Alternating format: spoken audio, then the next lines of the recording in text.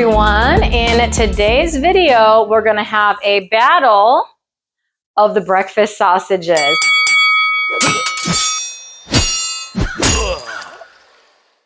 So for a while now, I have been cooking my son sausage and eggs for breakfast. He pretty much eats that on repeat for his carnivore diet. And the breakfast sausage I've been using all of this time, for the most part, has been just the Walmart Great Value brand sausage. Now, for most of my pork and my chicken, though, I have not been buying conventionally raised meat, but instead have gone with pasture-raised meat for my chicken and pork. But the exception to this has been this breakfast sausage and sometimes bacon. You know, sometimes I'll have pasture-raised bacon, other times just grocery store regular, conventionally raised bacon. And so what I decided to do was the last time when I got my order from Wild Pastures, which is where I generally get my pasture-raised meat from, I thought that I would order some breakfast sausage from them. And I'm going to cook some of them up for you guys. And so you can see the differences between the two. Then I'll let you know, did my son go for this change? Did he even like the new sausage? And why I may or may not be switching over from the grocery store sausage to the pasture-raised sausage from Wild Pastures. So let's dig into it. This is the cleaner version of the breakfast sausage I've been buying lately. As you can see here, we've just got pork, water, salt, pepper, and sage. And also the nutrition information, you can see quite fatty. So in a 4-ounce serving, there are 24 grams of fat, only 1 gram of carbohydrate, and 18 grams of protein. This is a 1-pound package, and I'm about to cook this up. This will be added to my son's breakfast throughout the week. And here's what it looks like from the other side of the package. And there it is in the pan, starting to cook up. It's gonna be good, it smells good already. As the sausage starts to brown, I just break it up, and then I stir it and kind of further break it up every couple of minutes. All right, here's what it looks like when it's almost done. Right, and here it is. I have turned off the fire. I don't know if you guys can see, but there is quite a bit of fat in the bottom of this pan. I turn off the fire a little earlier than I would if I was going to eat this now, because this is a meal prep. And so what I do is I put a little bit of this in the pan, in the clean pan, and I cook it again, right, to heat it through. And that's when it gets fully browned. And then I throw the eggs in with it. So this is as cooked as this is going to get for today, and I will show you what this looks like after it has chilled in the fridge, because I think there's something about the fat that I want to show you, the rendered fat from the sausage. I do keep it all. So yeah, we'll compare what this fat looks like as compared to the Walmart Great Value brand. This is the bowl of sausage that I cooked up yesterday, and in a second here I'm going to dig down, but I think you can already sort of see what I'm getting at. The fat from this sausage looks so clean and pure and white. So let me dig down a scoop of this, and then I'll hopefully show you more of it up close. Okay, so here's a scoop, and yes, there's sausage mixed into it, but you could see that that fat is nice and white and pure and clean looking. Also, I'd like to point out that although you probably can't see it, there's definitely a lot more fat at the bottom of this bowl. So I'll be able to add that to my son's eggs for an extra boost of fat for him this morning. This morning, I'll be cooking up a pound of this Great Value original premium sausage. It does say with added spices. And I chose this one because the ingredients are pork, water, salt, spices, and sugar there at the end. It was the cleanest one I could find. So the name brand sausages had more stuff in there and definitely more carbs in the carb count. And as per usual, here is your morning cat view. Hello, Pixel. Good morning. Anyway, as you can see here, the carb count is 0. The total sugars is 0, even though it says sugar. So it's just must be a little bit in that curing process. You can see that the fat is 15 grams and the protein is 12 grams, and that is for a 2-ounce pan-fried serving. So I'm gonna cook up this pound of sausage. This is what I'll be using for my son's breakfast this week. And after it's been in the fridge overnight, I will show you what that looks like in the bowl so you can see the quality, I'll say, maybe, or the color of the fat that is at the bottom of that bowl. All right, so here it is in the pan. I've just started to cook this. It's over about a medium-high heat, and I'll show you the process as I go along. So as it starts to cook, I just sort of break it up with my spoon. So as you can see, it just starts to get brown, and I just let this cook. Now, I don't let it cook all the way to crispy because this is a food prep. So this sits in the fridge for 4 or 5 days, and I use a little bit each day to mix in with my son's eggs. So I finish crisping it up as I'm cooking the eggs in the morning for him. All right, so that's pretty much it. As you can see, it's nice and fatty. I'm gonna dump this into a bowl so it'll be ready to use to make my son's eggs this week. This is what the bowl of sausage looks like the next morning. I'm getting ready to scoop some out for Zach's breakfast. So there we go. I flipped some over, and you can see that the fat that is there is much more yellowish, brownish than the fat from the pasture-raised pork sausage. So it was absolutely crazy to me when I first saw the fat from the Wild Pastures pasture-raised pork sausage. I couldn't believe the difference in just the way that it looked. Now, it's not like I have a bunch of scientific instruments, right, to measure the actual quality of that fat, but just with this scientific instrument right here with my own 2 eyes, just looking at that fat from the pasture-raised sausage, it totally seems like a much cleaner and higher quality fat. And since I definitely save all the fat from the sausage that I'm cooking and add that in with my son's eggs, it definitely makes me happier to see that higher quality, white, clean looking fat as opposed to the Great Value brand fat, which was a lot more brown, tan, dirty looking, for lack of a better word. If I were just to look at the two of them side by side and say, which one of these would you want to eat? Yeah, the one from the pasture-raised sausage.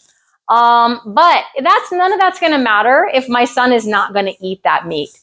So for those of you that are new here, first of all, welcome. But also my son, although diagnosed with ADHD, which is the reason for the change to the carnivore diet for him, he's also has sensory integration processing problems. And texture is a huge, huge issue, and taste is a huge, huge issue for him. So let me give you an example. I can buy sausage of the same brand, okay? The Teton sausage, not this sausage, but the sausage that I buy for him that I put in his school lunches. It's like a pre-cooked, grass-fed sausage. It's called Teton. Really good.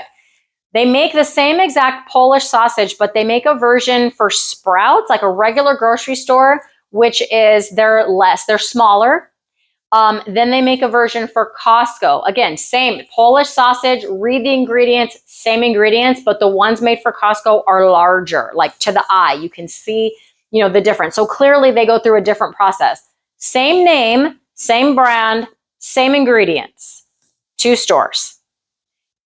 The first time I was like, oh, they have these at Costco. Great. This is going to save me some money. He's like, those Costco sausages are disgusting. So he can tell the difference and he will not eat the ones from Costco. That's one example. Another example, I buy him Colby Jack cheese. One time it was like a texture difference. Same brand. Again, it's just the Walmart brand Colby Jack cheese. I sliced it into cubes for him. He was like, something is wrong with this cheese. Like the texture is different. It's not soft or something. I don't know. He can tell these differences. So that block of cheese I finished off because he can just tell these differences. And so I didn't even know. I only bought 2 packages of the Wild Pastures brand because I didn't even know if he would like it, eat it, notice a difference. If you remember those ingredients, they're almost the same, but on the Wild Pastures brand, I like it because it lists out the spices. Walmart just says spices. Don't know what those spices are. And then Walmart does have sugar as the final ingredient, but the Wild Pastures brand does not. So the Wild Pastures is cleaner, and I can tell you right now, he ate that whole pound of sausage day after day in his eggs, and he liked it. He was okay with the taste, the texture, all of that stuff. It smells almost the same, and I'm thinking that one of those Walmart spices has to be sage because on the Wild Pastures brand it says sage, and I think that's what the first smell that you get, I'm pretty sure, is that sage. And so he does like it. But now let's talk price. So the Great Value brand is a little over $3 a pound. The Wild Pastures brand is costing me about $8 a pound. So it is more than double.